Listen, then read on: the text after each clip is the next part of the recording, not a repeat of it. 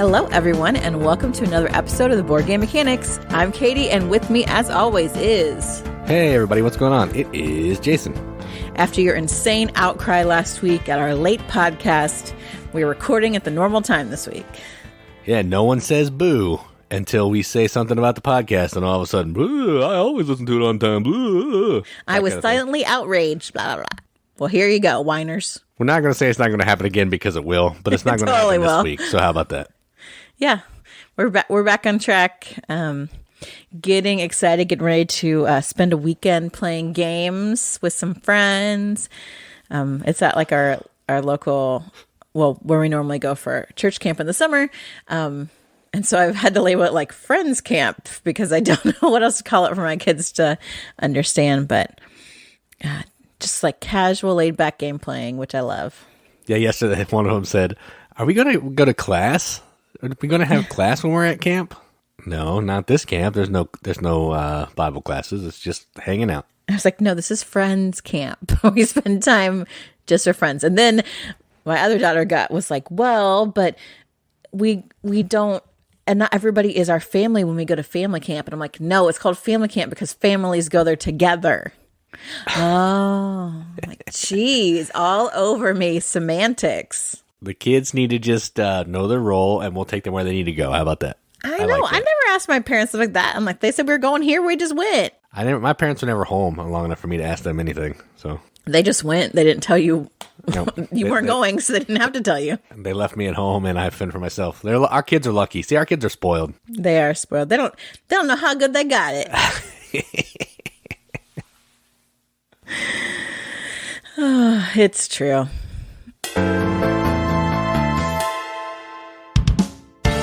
All right, so let's talk about some news crowdfunding. This is what I should say to our Riveted. You don't know how good you got it. We give you new podcasts every week, and we're one day late, and everyone acts like, oh, we care. Mm-hmm. If we didn't say something, they wouldn't care. Pancakes again. It's exactly what it's like. Yep. If you've never seen the movie Be Cool, highly recommend it. Yeah, you should watch it because it's hilarious. You'll understand my pancakes again reference. News and crowdfunding this week. I don't want to say a tough time. There are lots of different things out there. And my lovely correspondent in the field, Fan Zero, sends me some. And then sometimes I just don't listen to anything he sends me. I'm sorry, Mike. Because I'm just like, well, I don't really want to talk about that. I'm terrible. I'm a terrible news correspondent. Although, isn't that how real news works? They only talk about what they're interested in. Food for thought. Yeah, it is. It's exactly a real life situation, real life example. Yep. Anyway, there was one on GameFound, but I have trouble with that site, and I felt like it didn't tell me enough that I needed to know, so I said, forget it. So, my old faithful Kickstarter. The first game I want to talk about is a game I really shied away from. This is a game from Alley Cat Games. But the more I looked at it, the more I'm like, dang, it looks really good. And that game is Autobahn. This also, another reason I also like this game is because the name makes me think of one of my favorite movies, which is, I just keep thinking about it. Big Lebowski. The Big Lebowski. The Nihilist, Donnie. They won't hurt us. Autobahn. So this game, Autobahn, is actually about, the road.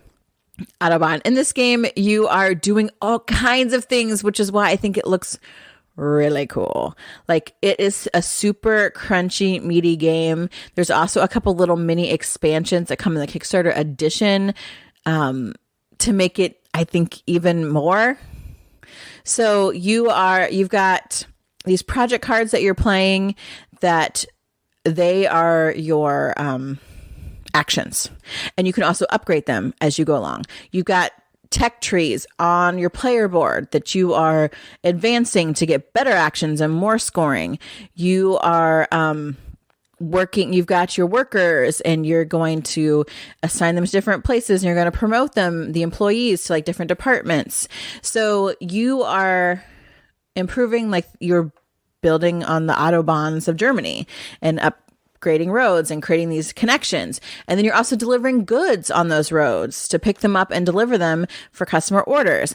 And then to continue kind of your monopoly of roads, you can build service stations, and those are going to give you scoring points as well, and like bonuses. You're paying money to grow these Autobahns, to grow your department, get more money, budget for yourself. So you've got delivery trucks on your board. You've got service stations on your board. You are moving up in these keys to unlock new things. You are upgrading these tech trees to make you better at your road improvements and your service stations and all of that. Like, whew. I mean, there are so many cool things to do in this game. Like, it's crazy. Like, it just looks amazing. There's also a solo version as well, with like you're playing its Autobot, Automata, I don't know how to say that word. And it's got variable difficulty for it as well. So if you are a solo player, you can do that as well. It just looks real good. It looks real good. Now, to get the mini expansions, which is like service station mini expansion, there's a road traffic and there's a wine import. You're going to have to get the Kickstarter edition, which is a little more expensive than the retail edition. But there are so many different paths to victory, different ways to play this, because you're managing all these different parts of your little Autobahn contribution empire. Also, one of the designers, Nestore Mangione, well, I don't know, one of the Italians. Obviously, we love the Italians. When I shied away from it because I said it was like a worker placement economic game, I'm like, gosh, I hate economic games. But I think it can work with this economy. It looks good. It looks good. So if you like cars, the Autobahn, if you like the Italians, if you like cool meeples, because there are a ton in this, you need to check out Autobahn on Kickstarter. There's 5 days left. The retail pledge is $56. The Kickstarter edition, which has the little mini expansions, is $63. So not a big difference to get those little expansions there in what looks like a freaking crazy amazing game. So check it out. That's Autobahn. Oh yeah, this is one I want to back for sure. But man, I looked it up and the shipping is like $30 or something. That's right now. There's a ton of stuff in it. Yeah, but that's right now. Who knows what it will be? It could go higher. I mean, so you're paying. This is just my issue. I'm paying $56 for a game, and then $30 to $40 more for shipping. That I can't justify that. That's crazy to me. But the game looks amazing, and I want it. But I'm not going to do that. Well, you can always hope a retailer will get it. That's true. That is true. Probably Gaming Goat. I'm sure they'll get it. You can talk to them about it. So, like, you're the managing director of the German Bundesautobahn organization. And so you're responsible for expanding and developing the iconic Autobahns of Germany. I found a much better overall description of the game. Build and upgrade roads, place service stations to export goods, and promote employees to build your reputation and control the most prestigious seats in the administration. That's better than everything I said before. It was kind of a cluster at the beginning. Sorry, guys. But again, like, I like upgrading a player board. You know, I like that there are multiple things to get done in this, and you get bonuses for all kinds of different things that you're playing. Like, that's cool. And actually, I think that the theme is kind of cute. So that's Autobahn. The next game I want to talk about is, I gotta say, I feel kind of bad talking about this because we talk about how there are some games that probably don't need to be a Kickstarter based from some companies, and I gotta wonder why they're still on Kickstarter. But this game looks really interesting, and that's Wayfarers of the South Tigris. This is the newest Shem Phillips game from Garfield Games. I mean, I guess I don't know how big their company is. I just feel like with all the success of the other games in the series, why are we still on Kickstarter? Cashing in the money, cashing the checks. Rolling in the millions. Honestly, I've talked with Jason about this before, and I think the reason why companies use Kickstarter instead of just like producing the game, even if they can, is because it's marketing. At this point, it is the collective place where everyone can find out about a new game. They can advertise it. I mean, yes, there's cons, but we've seen that cons can kind of go in the way of the past through the pandemic. And so I think that Kickstarter is just marketing for a lot of people. I think that's why they do it. But what do I know? I barely know any publishers or designers anyway. But Wayfarers of the South Tigris. There have been some of the Shemfolks games I've been like, I've seen other games do it or do it better, or it's not my cup of tea. This seems really intriguing. So you are these explorers, cartographers, astronomers that are located in Baghdad, and you're going to go out and map the surrounding land, the waterways, the sky. So you've got your own caravan of workers, you've got equipment, you've got to report things back to your journal, to the House of Wisdom in order to impress the Caliph. And you're trying not to get lost. So the Caliph don't like it. I changed the word. You did. Moving on. We are not rocking the Casbah in this game, okay? There's worker placement, there's dice placement, there's tableau building. I love all of those things. They all speak to me. Absolutely. That's kind of stuff I really like. There's 160 cards to build your tableau, so they're unique. The main board has several different tiles that, like, parts that can be kind of flipped around, so that really helps with your replayability as well. You've got your own player boards that have a unique side for each of those. So I really feel like this has worked hard to kind of really make a great player experience, maybe a little more gamery in some aspects. You know, there's space cards, there's land cards, there's water cards. So I like that you're kind of appealing to all different kinds of themes that people like. And like the townsfolk, the art is obviously fantastic. These cool townspeople inspiration cards. You've got these dice, you've got markers, and it just looks like a really cool game. Because it's not just like, oh, we get in our boat and we sail around and, you know, like, or we fight some things. I really like that it appears that there's a lot more going on in this game. I would know more about it, but I refuse to watch a video. If you can't tell me in words how to play the game, I'm not down for that. But from the little they did right, it does look really, really fun. I mean, worker placement, dice placement, tableau building. Yes, yes, yes. Great art, cool components. You know, we expect good things from Sean Phillips and Garfield Games, and I don't think this is going to be exception. So if you have liked any of his previous games, I will not take time to mention them here. You know what they are. If you don't, look him up. Viscounts. Like, I could give you Raiders of the North Sea, all those types of games. Wayfarers of the South Tigris, the newest one. There's 5 days left in that Kickstarter, and the base pledge is $45, which I think is a really on par for all of those games. Yeah, that's not bad. I think the theme is amazing. I don't know this, but I mean, how many games are there that take place in Iraq and Baghdad and that area?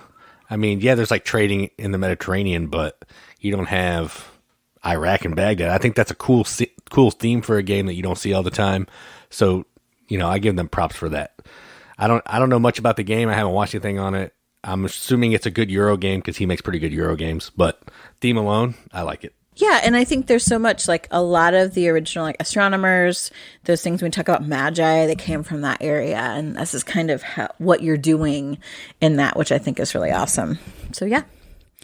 My last one, I've been waiting to talk about this, and I probably could have waited another week, because I normally try to talk about things that are leaving Kickstarter within, like, the next week or so, just because I want to be timely, and if you're listening as it goes on, you know, it's a chance to check out some things before they go away.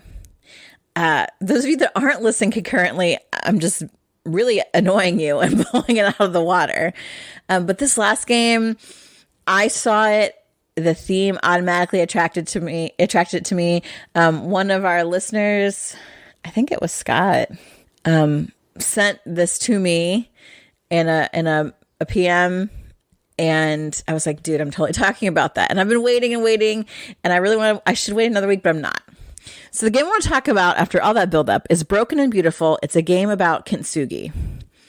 So if you're unfamiliar with Kintsugi, it is the Japanese art of restoring broken things like pottery, but when you are piecing them together, you use gold to repair them. And so then this broken item is restored and even increased in value because you've used this gold lacquer to repair this broken pottery. It's really interesting. I could give you a whole life lesson about that, and the beauty of that and everything, but I won't. I'll just let it speak for itself. It's also a Death Cab for Cutie album title, which is cool. Okay, great. It is great. Just in case we have a bunch of like old school emo people out there, there you go. So what Broken and Beautiful is, it is a drafting card game with some set collection. So there are 7 types of pottery. You've got serving trays, storage boxes, cups, saucers, all these different types. And collecting them in different groups is how you get points. What's really interesting is, so each card type scores differently. So for example, cups have got 1 point. But if you have a cup plus a saucer in a pair, you get to multiply the value of the cup by 2. Now, as you're collecting, it happens that things get broken. And broken items are worthless unless you choose to repair them. But in order to repair them, you need gold. And so this is where you get a little like strategery going on, because you can collect your cards for set collection points, or you could turn them in for gold. And so you're always choosing to give up a card in a set in order to be able to get gold to repair broken cards. So if you repair like a cup, a repaired cup is worth 3 points. And if you've got a saucer, you can multiply that. Like normally you repair it, you multiply it by 2 for a saucer. If you repair the saucer as well as the cup, you multiply the cup's value by 3. So there's this really interesting, like trying to get the most out of what you have. What am I going to be able to repair? What am I going to exchange in order to repair, in order to gain the most points from this? I just love that. I love simple card games that give you really strategic choices. I love that. Absolutely. So this plus the theme, whoo doggy. Yeah, I'm in. So they've got, what's also great about this is the pricing. So if you want to check this out, Broken and Beautiful, a game about Kintsugi, 14 days left on Kickstarter. So we got time, people. Even if you're a week behind the podcast, you got time, my friends. Base pledge, $16. $16. Fantastic, right? However, that's the standard. It's for maximum portability because it's all in a little box, best economy. And I'm like, thank you. You get everybody. You get Jason. Yeah, I appreciate it. You got the cubes. You got the nice artwork. Right. If you want to go deluxe, which I do, because instead of just the cubes for gold, you get freaking metal ingots. Okay. They are awesome. Actual bits of gold. That'd be sweet. They're awesome. And they've got like an upgraded like first player marker. They're going to upgrade the box. It looks great. Now, is it necessary? No, but I want it anyway. If you're like me and you want it, $30 for deluxe. What? Yes, I said it, $30 for deluxe. Yeah, this game sounds cool. When you were talking about it, it reminded me of that archaeology game, that has like the sandstorms and stuff. Oh, yeah. Some of the gameplay that you were talking about reminded me of that, where you're trying to collect different sets of things, and if it's completed, and so I do like a good card game that's interesting and not just hey, I collected 3 of these cards. So this one seems kind of cool. It may be one that I could back for you. Maybe. What? He's saying that just so all of you can hear it, and then outside he's like, "No, I'm never doing that." Then I'll just take it away from you. I'll rip it out of your hands. You see the kind of things I have to deal with. No, this does sound really good though. Like, I think the theme is really cool too. I didn't even know what Kintsugi was other than the Death Cab album. So when you told me about this, I looked it up and I was like, oh, that's really cool. Yeah, I like it. Yes, it is really cool in general. I'd love to have like a piece of Kintsugi pottery. But I love that as a theme for the game. I love it as like a metaphor for life. I could get philosophical about it, but then, it's this beautiful little card game. And I love little box games. I love card games that are easy to teach, easy to play with fun themes and strategic choices. So check out Broken Beautiful. 14 days left. $16 is your base pledge. Yeah. And that's all I have for news. Yeah, those are some good ones. Good job. Good job. I like this news today. Oh my gosh. Like, I do a good job every week. Who are you? I just really like these games. I sometimes you sneak one in that's like a role-playing adventure dungeon crawl thing. These are all I like these. I do what I can.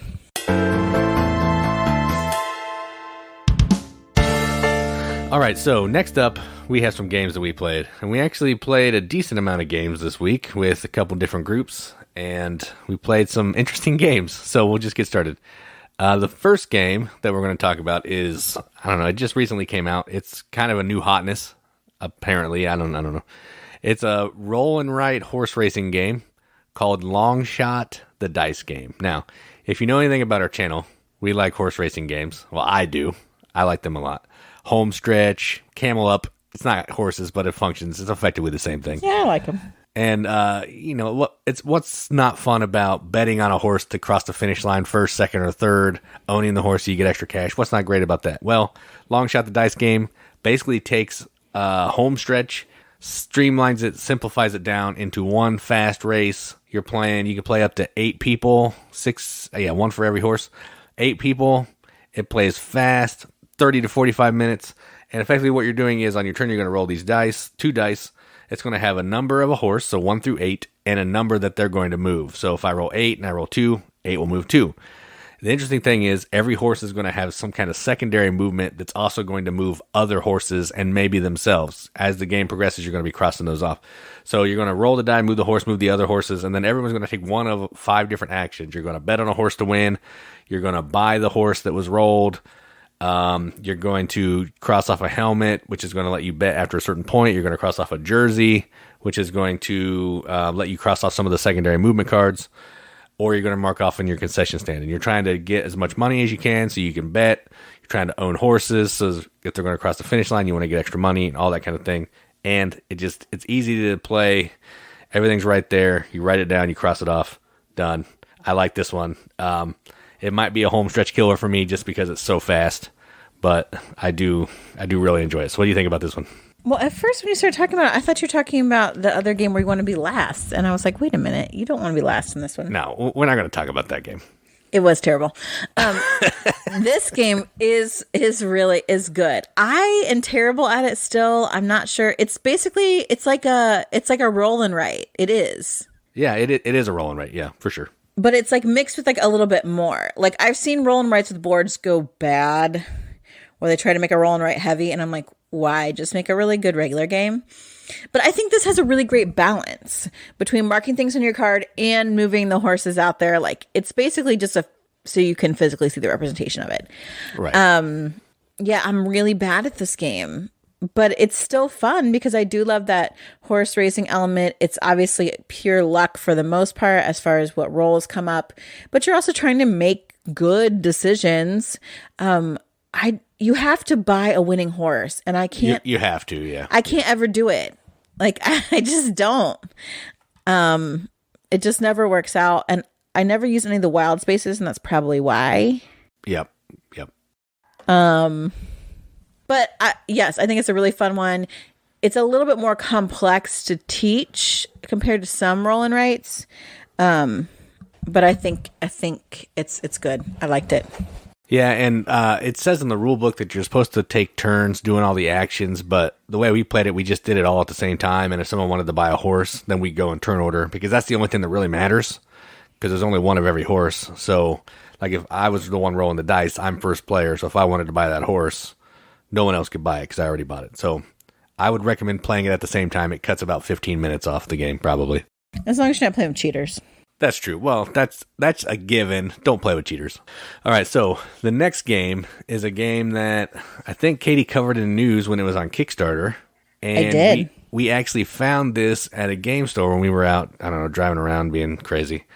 And the game is called Scones and Arsenic. And this is effectively, I don't know how to explain it. It's a party game, but it only plays up to 6 players, which that doesn't constitute party to me. But what you're doing in this is you are trying to eat cookies with that to get the most points, but you won't want to eat so many cookies that are poisons, because somebody poisoned these cookies, and you're reaching into the cookie jar and you're getting a cookie, and you're trying to eat more than everybody else, but also not eat so many poison ones that you die. It's a push your luck, bluffing game, a little bit of take that, and plays in, 10 minutes. And that's effectively the game. You reach in, grab a cookie, you see if it's a cookie you want to keep. If you want to keep it, you put it in your cup. If you don't want to keep it, you can spend a sugar cube, of which you have 3, and you can put it back in the cookie jar. And then everyone else is going to keep going. You're going to keep doing that. And eventually you can say you're going to stop. If I'm happy with how many cookies I have, I can stop. Other people then have to take 2 more cookies in what are called honor rounds. And then if they die, they die. If they're still alive, they can decide to keep going, or they can stop. More honor rounds and all that kind of thing. And you're either trying to be the last person alive or have the most points when everybody stops. So that's it. We played it with our youngest daughter really simply. We didn't use any of the special like coupons and spoons and stuff. But then she played with us again, and we used a spoon. Then we played with some adults and her. It's a silly good time. It's just chaos and fun. And the cookies are nice and make me want to eat some cookies. So what do you think about this? I obviously really like it because I covered it on a Kickstarter segment, and I forced you to buy it against your will. I mean, it's only $20, so I can do that. I know. I thought it was a steal. It comes in like a tin, which I think is important. And obviously, if you're going to have cookies, you need a tin. It's like a French-made game, and they call them scones, even though they're clearly biscuits if you're British, which is the setting of the game. So I keep their biscuits. You've got Jamie Dodgers and I call them cookies. It doesn't really matter. Yes, we're Americans to call them cookies. They're really cool components. The cookies in there. The special cookies are fun because you're like, what's going to come out? The push your luck. Obviously, we're total suckers for that. That's why I knew. I'm like, Jason, you're going to like this game. I swear to it. The idea of like, I want to stop because I obviously don't want to keel over from poison. It's important, and I want to do it at a time where I want to push other people who are too close to being poisoned, I think. But that gives them opportunity to get more cookies. But if you use a sugar cube to put back like a really poisonous cookie after you've looked at it, like you, again, don't increase your amount of cookies, which is how you win. I just imagine Cookie Monster playing this game, and it made me laugh. Oh, he'd be dead real fast. He's like, cookie. No, I don't want to put the cookie back. Yeah, it's fun to play with kids because you can easily make it real low level. It's nice because, again, working on addition, you're adding up the vials of poison. Although maybe we're the only people that want to play games about like being poisoned by arsenic with our children. But,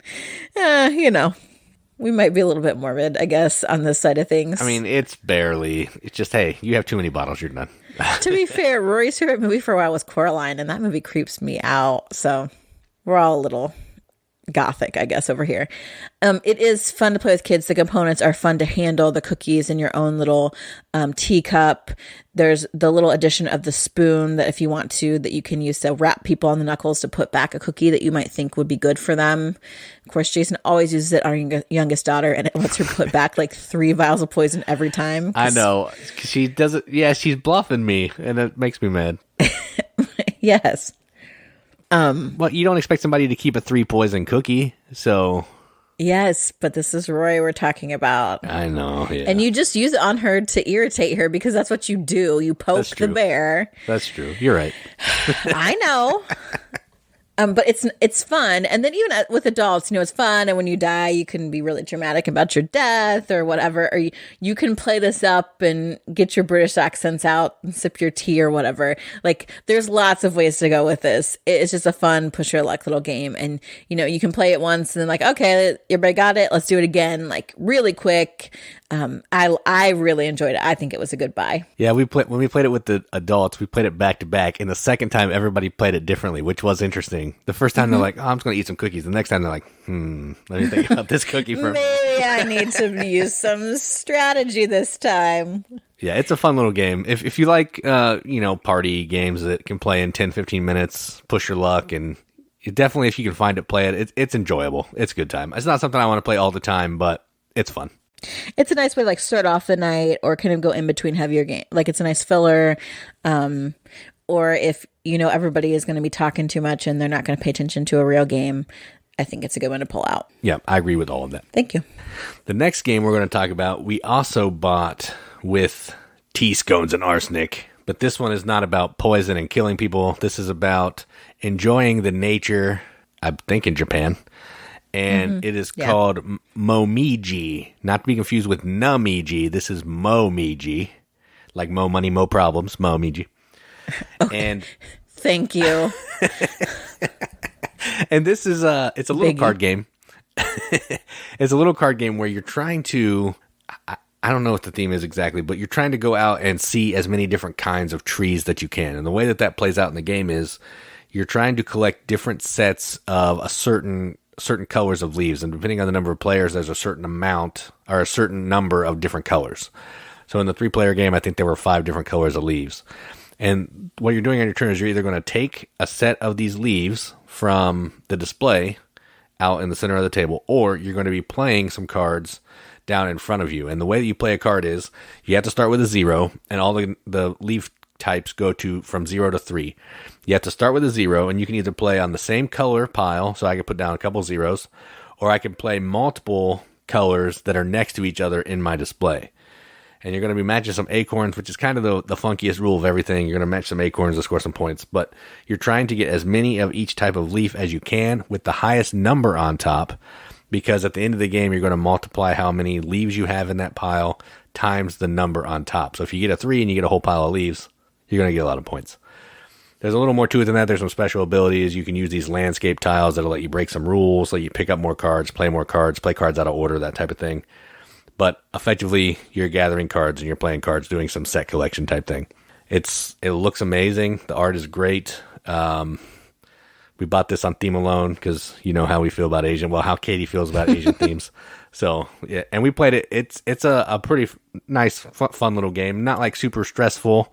Just collecting cards, playing some cards, and having a good time. So, what'd you think about this one? Again, this is another game that I forced Jason to buy, but I'm like, well, it's a small box game. So, since he's a cheapskate, he'll probably let me buy it because, oh my gosh, it's beautiful. The artwork is gorgeous. The front cover, there's this, it looks like Fiji with these beautiful trees. It's just so pretty.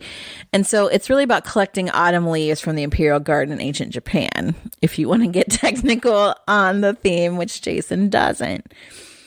And again, this is another one of those small box games with cards that I find that you have to make really clever strategic decisions.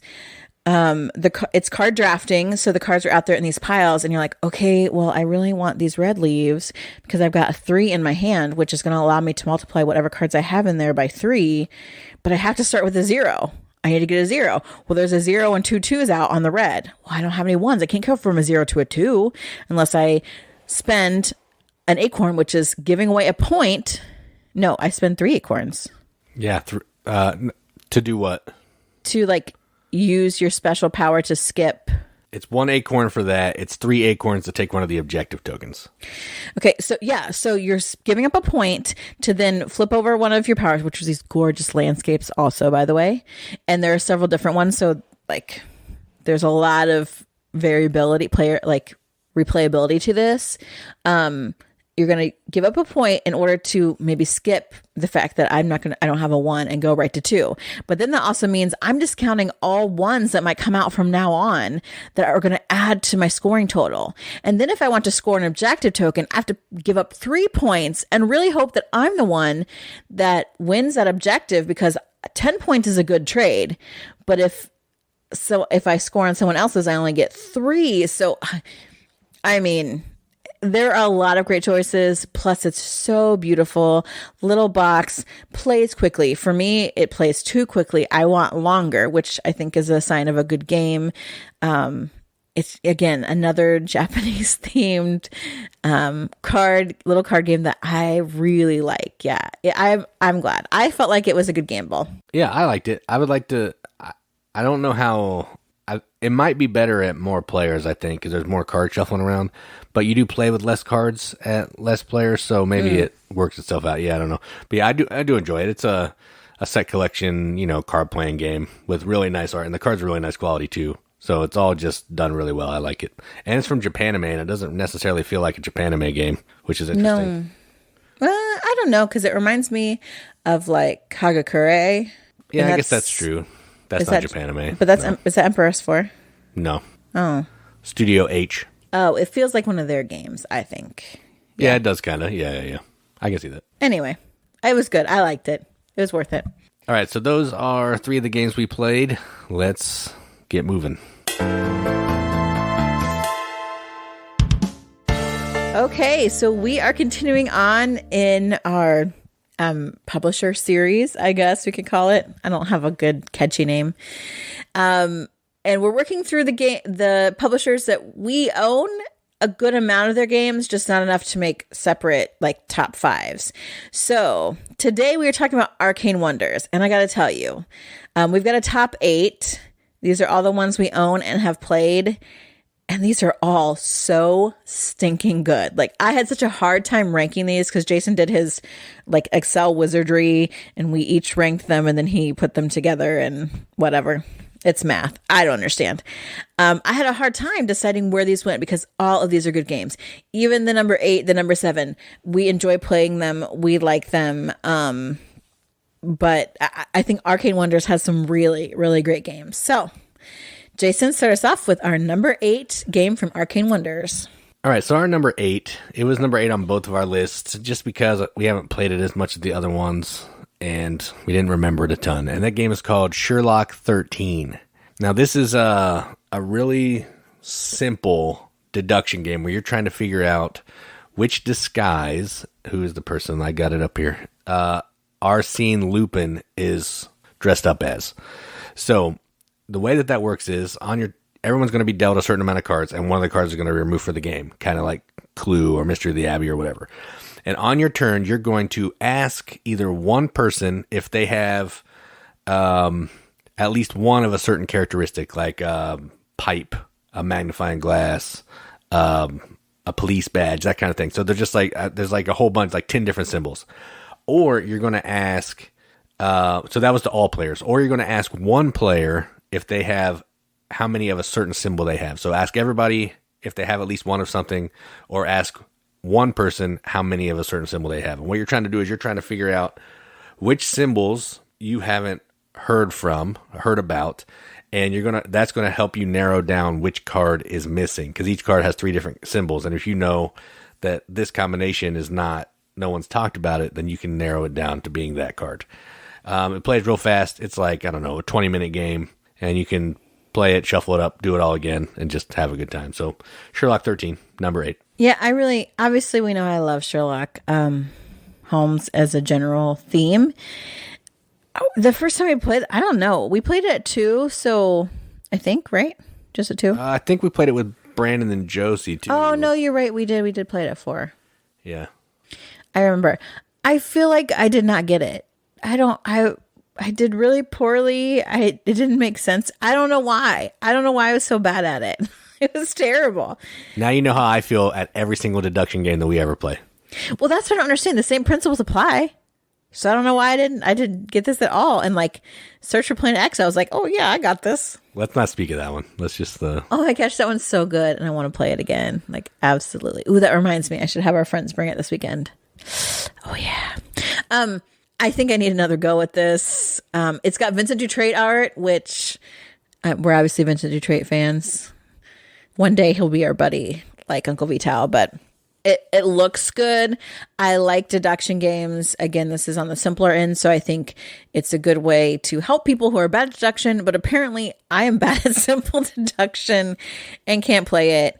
I think we only played it the once, maybe twice. So that's kind of why it's ranked 8, but it's still good. Still good.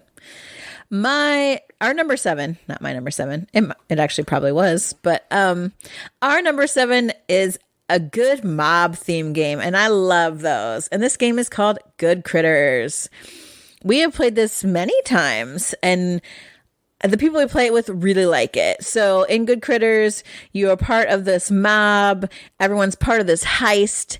You take turns being the boss. And this is a party game because it can play up to 8.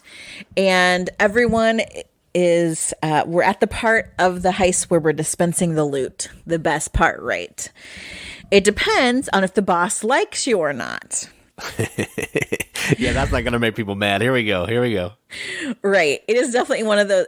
In some ways, it's take that, but it's so quick. It's such a fun way. So these loot cards come out. They're dispensed as the boss sees fit. And then everyone plays a card. I don't know why they play a card, but...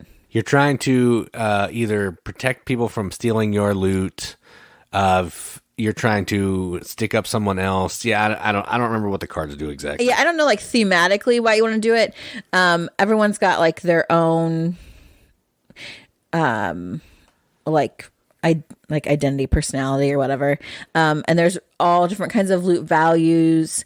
And then yes, you play cards like you can guard your own stuff, you can rob somebody, or you can skim a little bit off the top. So it's like almost like a rock, paper, scissors in some ways. Like when you're playing on somebody else, like, are you playing to guard their stuff or are you playing to rob from them? And should they guard against their stuff? You're going to rob from them. But does that keep them from skimming a little bit? There's lots of different things. And you've got the politics of voting for the next boss. Like who's going to be fair? Who might give you some kickbacks? You know, what is just like fun, lighthearted, life of crime, I think, kind of game, small box. And again, it plays quickly. So, you know, you can leave your grudges behind and move on in the next game and create new ones, which I think is always fun. So, yeah, it's a fun game. I do like a good mob theme. And this one is a mob theme with anthropomorphic animals. So there you go. I like to play as Tooths. He's a crocodile. I think he's a very good gangster. Just a lot of fun, like lighthearted, a little bit take that kind of stuff. So our number 7 is Good Critters. Yeah, the best part about this game is after the boss has given out the money, you get to put your little standee in front of somebody, and then they're like, oh crap, what are you going to do? Are you going to do anything? And you're not even doing anything. You're just bluffing. You're making them use a card so they can't steal from you. Yeah, I love the whole bluffing with the standee thing. That's my favorite part. All right, so number 6 is another party game, kind of, but this only plays to 4 people, which is real dumb. And it is Sheriff of Nottingham. I think it goes to 5. Either way, like it could go to way more than that. Well, and this is a game where basically everyone's trying to smuggle these goods out of Nottingham or into Nottingham, whatever. But the bags could possibly get inspected by the sheriff, and what that means is you're going to put some cards into your bag and you're going to snap it shut. And then you're going to pass it to the sheriff. Every player is going to take turns being sheriff. They can either decide to look in your bag. You can bribe them to not look in your bag. Other people can bribe them with money to look in your bag. Just a whole bunch of craziness goes down during the looking at the bag stuff. And if they open your bag, and if you've smuggled nothing but regular goods. Legal goods, yeah. Oh, yeah, legal goods, you're fine. But if you have illegal goods, which are red cards in there, the sheriff confiscates the cards, and I believe you may have to pay like a coin or two or something as some kind of tax or penalty. But if they don't open your bag and they give it back to you, you could have had all illegal goods in there, and you just made way more points because the illegal goods are better. So it's kind of that, you know, do you trust me? Do you not trust me? Even if you don't trust me, can I give you some money, and who cares? That kind of thing.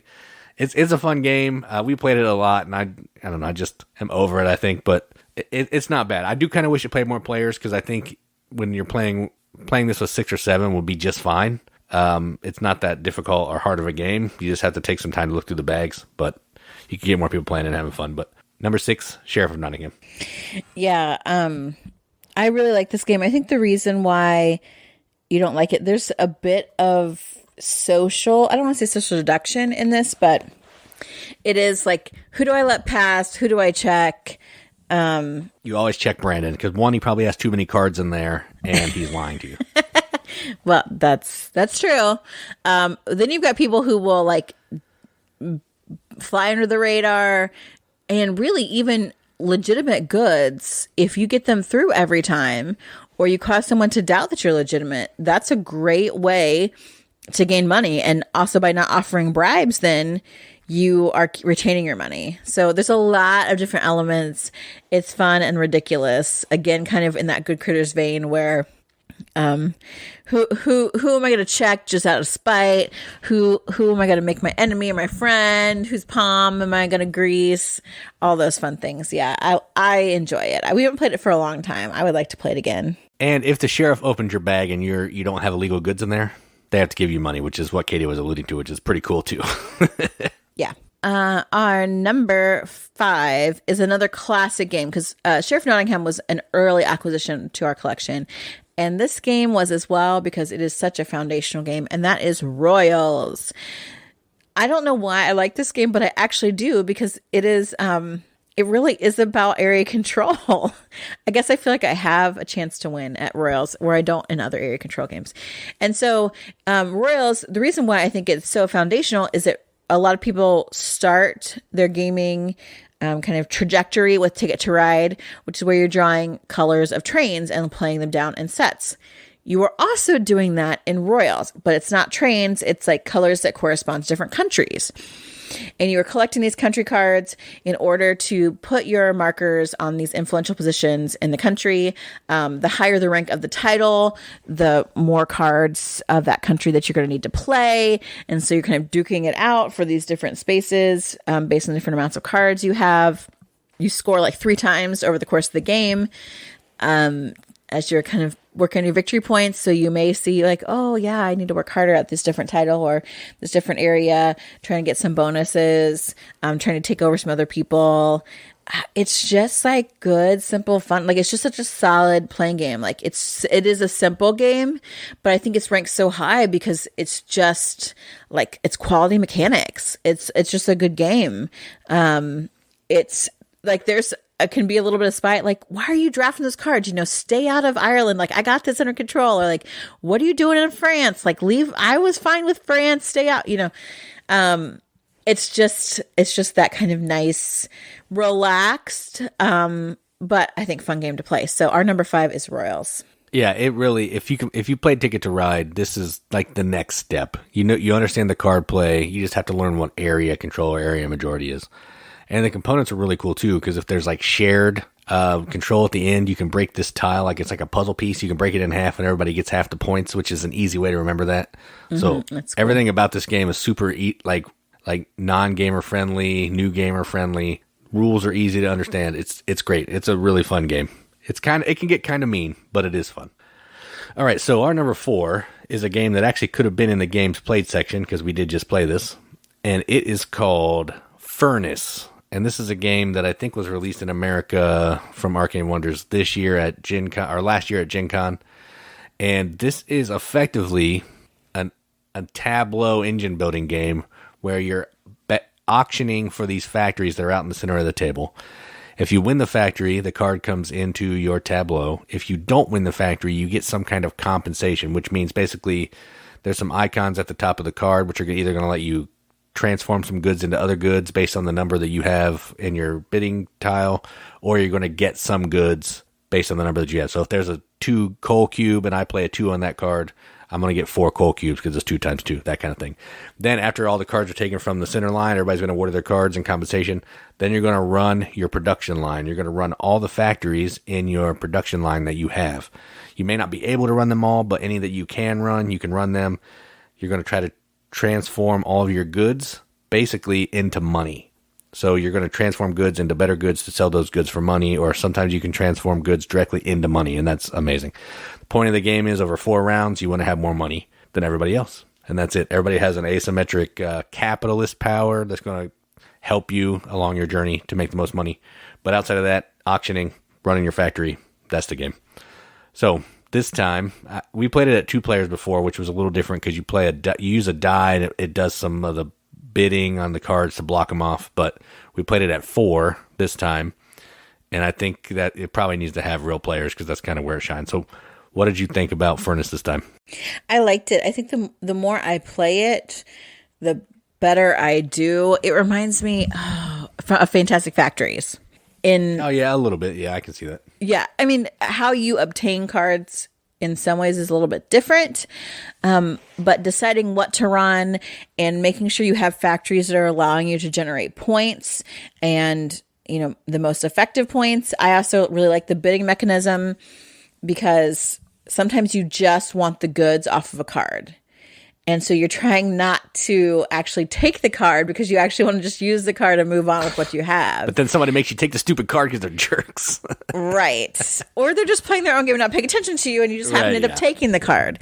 The player powers, all of them are like super great. It reminds me of Marco Polo, where you're like, I absolutely want that player power. It seems OP. And you're like, oh, well, that one does too. Well, and that one does too. I love that. I think that's really good. There's one where it allows you to place an extra disc, and you're like, "Ooh, that's way OP." But mine, I was like, you can place your disc without abiding by the regular rules, and if you tie someone, you actually just get the resources from the card. So that's a way to not take a card when it seems like you might. Like they're all really good. I like that about it. The artwork is hideous and kind of stupid. It actually reminds me of a Marty Wallace game. Yeah, I can see that. Yeah, it's really stark white with just a factory on the cards. That's it. It screams Industrial Revolution, which I guess is thematic, so that's fine. But the gameplay is good. I like that tableau building that you run, what you can run, and to like sort that out sometimes is a puzzle by itself. You're like, okay, guys, I just got to do this. Again, play with people that you trust so that they're running their factories correctly. But when we played it last, it was like a fairly tight game for the most part. Yeah, we were mostly pretty close. Yeah. Yeah. But I won by 1 point, so that felt good. Or maybe 3 points. But it felt good either way. And it is like, because you can't always tell. Like, you can see maybe what their points are adding up to, but you're like, oh, are they going to get the stuff they need to run the factories they need to make that many points again on the next round? So it really is like kind of intense, and you're not sure how it's going until the end when you total everything up. And I like that about it. Yeah, it's good. Furnace. Yep. So that's our number 4, Furnace. We kind of did a games played recap as well, but since we played it, we might as well talk about it. So number 4, Furnace. Right. And so you obviously know why it belongs at number 4 on our list. Number 3 is Smartphone Inc.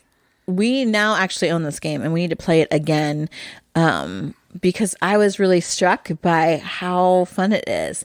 It definitely has an economic element to it, but there's so much else going on that that mathiness doesn't diminish my joy. So in Smartphone Inc., I love the theme. You are a CEO of a smartphone producing company, and we're talking over the world. So you're going to these different places to work on your market research, to develop your factory, to like make networks in different places, because you're trying to be the most profitable. And you're going to do that by giving discounts? You're going to do that by offering different technologies that other companies aren't, maybe going to a different region that doesn't have a different company's representation in it. There's just a lot of things going on this, and you can go about it in a variety of ways. And again, multi-pass to victory obviously is one of my favorite things because I don't want you to tell me how to play my game. So that's what's so great about Smartphone Inc., I think, that maybe I'm going to try to get the most different kinds of technologies available from my smartphone company so that I can, no matter where I go, I'm going to be able to provide stuff to the market. And then someone else like, oh, well, I want to just make the most connections in the market so that I have a bigger expanse, and I'm not going to spend as much time on some of these technologies when I can just go heavy and hard in the places that, my company is going to thrive.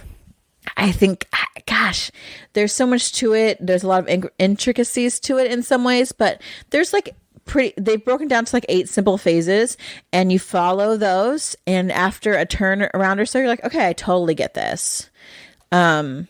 Which makes it helpful in a game that could look overwhelming.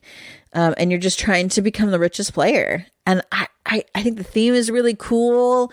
There's just a lot of good things going for this game. So yeah, that's why Smartphone Inc. is our number 3. Yeah, I would like to play this again. I remember really liking it, but man, I'm having trouble remembering anything except the little player action selection thing. I know you're putting cubes out that have to do with Wi-Fi and 5G or whatever. Yeah, I don't know, but yeah. Oh yeah, I and that's really like it. Remember, this is the one where you didn't realize it was like the home screen of a smartphone. How you choose your actions. Yeah, I had no idea. I'm not good at seeing that stuff. To me, it's just a mechanism that I miss all the other stuff. But yeah, once we talked about it, I did I thought it was clever. Yeah. All right, so our number 2 it was Katie's number 1. It was not my number 1. But I do enjoy this game. And this game is one we picked up at either Gen Con or Origins last year. And it is called Picture Perfect. And this is a game where you're trying to set up these little standee people. There's like people, there's plants, there's a dog. You're trying to get them around this table in certain configurations that they work with these 3 scoring cards that they have. Like maybe if I have the lady in yellow, she wants to stand next to the dog, or she wants to be in the back of the table, or she doesn't want to be next to the boy. So I'm trying to arrange these people by how they want to score. The trick here is you don't know how everybody wants to score. You may see some of the cards, you may not, but you're going to start with some, and as the game progresses, they're going to get passed around. So there may be some new ones that you see. There may be some that you have that you get rid of, so you got to remember. So you're trying to make the best decisions that you can with what you know, while also maybe scoring some points for the ones that you don't know, just out of sheer luck. And at the end of the game, you're effectively taking like a picture of these people standing around this table. That's why it's called Picture Perfect. You want to have the perfect picture. And then you're going to get points based on how well you did with each of these people. If you can get one of the things correct, you get no points, but you don't lose any points. If you get 2 correct, you get some points. And if you get all 3 of them correct, you get better points. If you get nothing right, you lose some points, I believe, if they're out there. Yeah. And you're just trying to get the most points for all these characters to try to win the game. And that's it. It's a nice little puzzle. It plays real fast, like 5 or 6 rounds or something like that. And the rounds are just over when everybody's done. So depending on how quickly people play, the game will go quicker. And it's a real fun game. I like it. Not as much as Katie, but I do like it. So number 2, Picture Perfect. Yeah, I've actually taught this game a lot, so I'm pretty good at it, at how the game goes. Because each different piece or player that you have to arrange around this table, which the components are cool because you've got a 3D table, you've got your mat, you've got your backdrop. For me, as someone who's terrible with spatial manipulation, it is so helpful. That's why I think I like this game so much, is I can puzzle it out by actually moving stuff around, and I can see it. And each of the different pieces that you're moving around has 3 things that they want. And because it's a random mix, sometimes they are contradictory. So you have to decide which one is going to work. And as you're trying to fulfill someone else's desires, you're like, ooh, and envelopes are being passed around with what each person wants.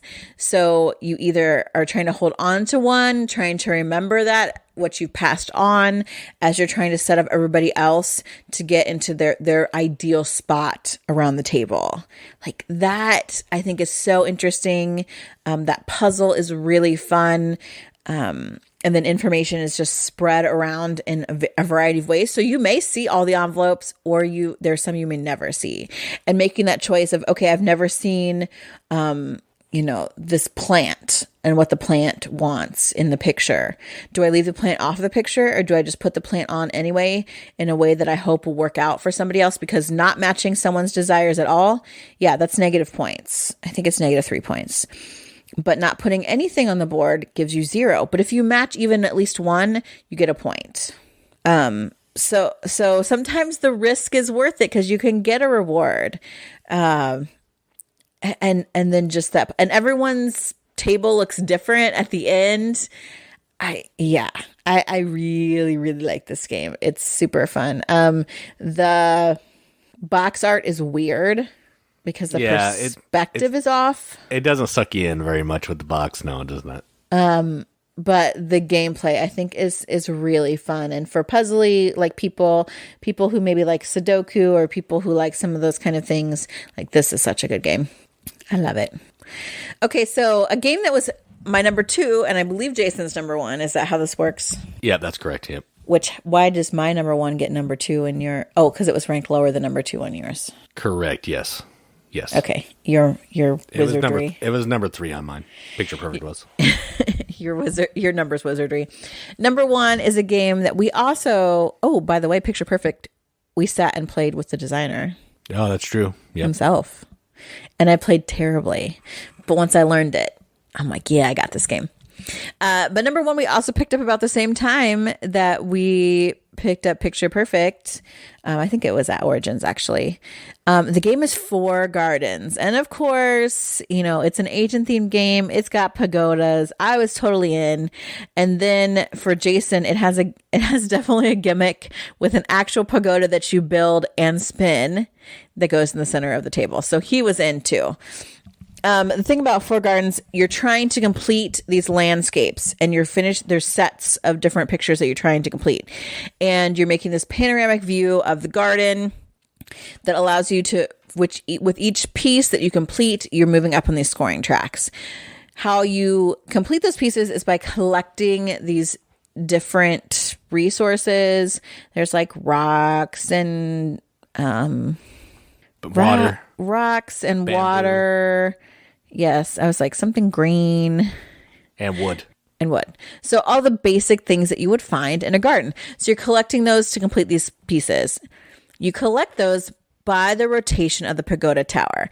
And what's really cool about this is you're drawing these cards. These cards can be used to complete these landscapes, but the cards also need to be used to complete actions. You can't take an action unless you play a card that has the action on it. And that is where, again, I love that with card play, like multi-use cards. Do I want to keep this? Can I get rid of it? And they do different things. Like the cards may allow you just to get a free resource and you're like, awesome, I want that. Or they're going to allow you to collect resources from the tower. When you collect resources from the tower, it's also going to spin the tower. So manipulating what you see on each different side. And you can only collect as much as you can have in your wheelbarrow. So you're trying to decide, okay, am I going to get to the items I need if I spin the tower and collect from the bottom up or from the top down? Like there's a lot of really interesting choices that are made in this game. There are some things about it I don't like. Scoring. The scoring is not fun. The scoring can be a little take that because once you reach the end of a scoring track, instead of moving up further, you move other people back and you can move them completely off the track, which means they don't score at all. And I just think that's too mean. And you're like constantly then duking it out for the end. I just feel like you should be able to get the points that you get. So in some ways we've house ruled some of that. Another thing is the rule book isn't great. We had to infer some things and we named the wheelbarrow. Yeah, this was originally published in Korea, so I'm assuming some of it was probably just translation issues when Arcane Wonder brought it over, but you'd think they would clean that up still. But the game still is really fun. I love a good little set collection name, resource management, hand management. How do I make the best use of these multiplayer cards? You can complete landscapes that are only like 2 cards across, and that'll give you points. It's quick, so you're resolving them quickly. Or you can get more scoring opportunities with like a 5-card panorama, but you're having to work harder to get those cards and get the right cards that you need to complete that panorama, as well as the resources that you need for it. So there's some really interesting balancing things happening here. The components are really cool. That big pagoda, obviously awesome. And that mechanism where you're turning different parts of it at different times, and what is presented to you on that part of the pagoda is what you get. And do you start from the bottom or you start from the top? Like that is really cool about this game. So yeah, our number 1 is Four Gardens. Yeah, everything Katie said is amazing. My favorite part is the multi-use cards. You're using it to build something, you're using it for the action, or you're using it to collect resources. So they can be used in one of 3 ways. The tower, I mean, that's the selling point right there. Who doesn't want to spin a pagoda that's sitting in the middle of the table and just looking awesome? I mean, and the side you're sitting on matters, which is cool too. So it's not just there to be weird. It's there as everyone's specific resource generator, which is really cool. Great game. And the nice thing about all these games that we've talked about today, with maybe the exception of smartphone, you can play these with people who are just getting into gaming because they're all pretty like welcoming, easy to learn, easy to play, easy to teach games. And, you know, that's kind of where Arcane Wonder shines, I think, is the lighter entry-level game. And I love that. Like, I think that's important that there are publishers who are putting out games that for us as gamers make it easy to introduce people to the hobby.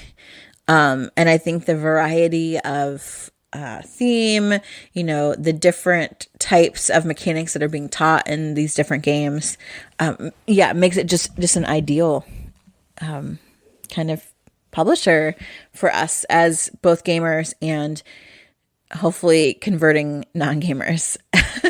Gaming ambassadors, that's what I like to say. I always like to say proselytizing people. Yeah, that's true. You know. Okay. Well, those are our favorite Arcane Wonders games. I believe there are more. There are many, many more. We just talked about the 8 that we know really well and we own. So, what do you think? Are these your favorite Arcane Wonders games? Do you know of some other Arcane Wonders games that are better? What did we miss? What should we be playing? What should we be buying? Because we obviously think this is a great publisher. Tell us on our Facebook page, our Facebook group, hashtag The Riveted, on our Instagram, on our Twitter, on our Discord channel, you know, any way on our YouTube. We love to hear from you, getting suggestions for new games, talking about games. We'll talk, you know, pro strat tips, whatever. We just love communicating with people that, for some reason, listen to a pretty okay podcast. Because people are just gluttons for punishment, apparently. What's that word? Masochists? Yes. Does that mean that we're sadistic and just inflict this terrible thing onto people? Apparently. I mean, at least we're not pooping in their bed. Oh my gosh. Don't even get me started. Don't get me started.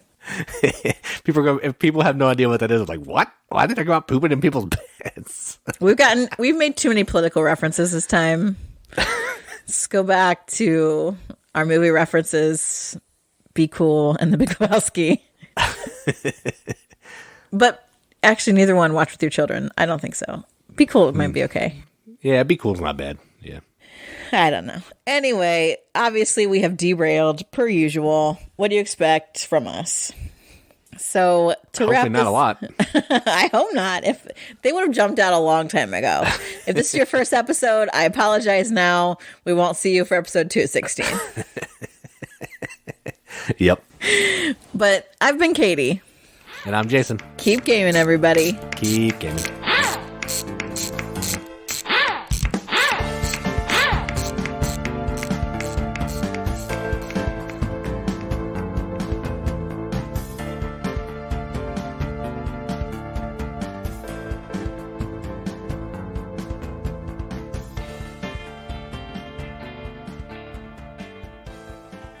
You had to bring up the bed pooping. You had to bring it up. I had to bring it up.